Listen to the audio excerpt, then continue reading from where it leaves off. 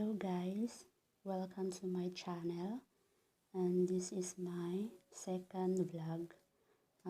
Madali lang to guys. Paano ba mag-delete ng video sa YouTube? So madali lang to guys. So guys, by the way, please subscribe and click the bell button para ma-update ka sa susunod kong i-video. So ito guys, pumunta tayo sa YouTube. Ayan.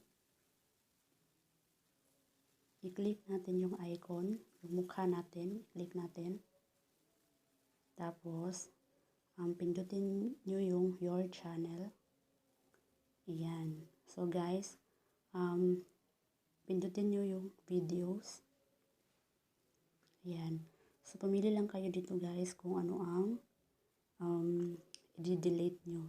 So ito yung napili ko guys. Yung paano nga ba mag-hide ng number of subscribers. So, okay guys, i-delete natin. Delete.